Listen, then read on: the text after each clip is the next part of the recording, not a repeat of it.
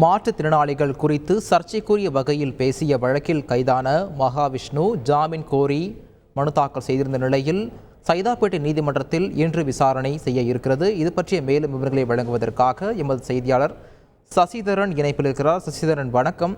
தற்போது கைதான மகாவிஷ்ணுவின் ஜாமீன் கோரிய மனு விசாரணைக்கு வர இருக்கிறது. அவருக்கு ஜாமீன் கிடைக்க ஏதும் வாய்ப்புகள் இருக்கிறதா? முழு விவரங்களை பதிவு பண்ணுங்க.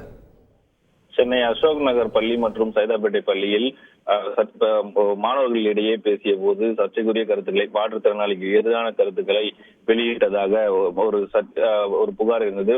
மாற்றுத்திறனாளி சங்கத்தை சேர்ந்த விஜயராஜ் என்பவர் அளித்த புகாரின் பேரில் அவர் மீது 5 பிரிவின் கீழ் வழக்கு பதிவு செய்து கைது செய்யப்பட்டார். அவர் நீதிமன்றத்தில் ஆஜர்படுத்தி சிறையில் அடைத்த போது அவருக்கு ஜாமீன் கேட்டு அவரது வழக்கறிஞர் பாலமுருகன் மனு தாக்கல் செய்திருந்தார்.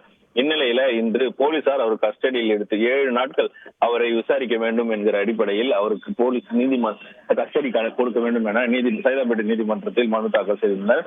இந்த 2 மனு மீதான விசாரணையானது இன்று சைதாப்பேட்டை நீதிமன்றத்தில் வரவிருக்கிறது.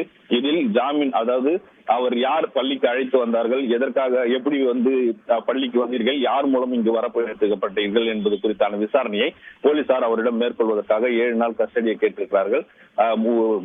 மனு, அதாவது ஜாமீன் மனு சார்பாக சட்ட ரீதியாக இந்த பிரச்சனையை மேற்கொள்வார். நாங்கள் ஜாமீன் மனு கேட்டு அவரை ஜாமீனில் வெளியே எடுப்போம் என அவரது வழக்கறிஞர் பாலமுருகன் தெரிவித்திருந்தார். அதன் அடிப்படையில் இந்த 2 மனு மீதான விசாரணை இன்னும் 1 மணி நேரத்தில் இந்த சைதாப்பேட்டை நீதிமன்றத்தில் வர இருக்கிறது. அதற்கு பின்பு அடுத்த கட்ட நடவடிக்கைகள் தெரிய வரும்.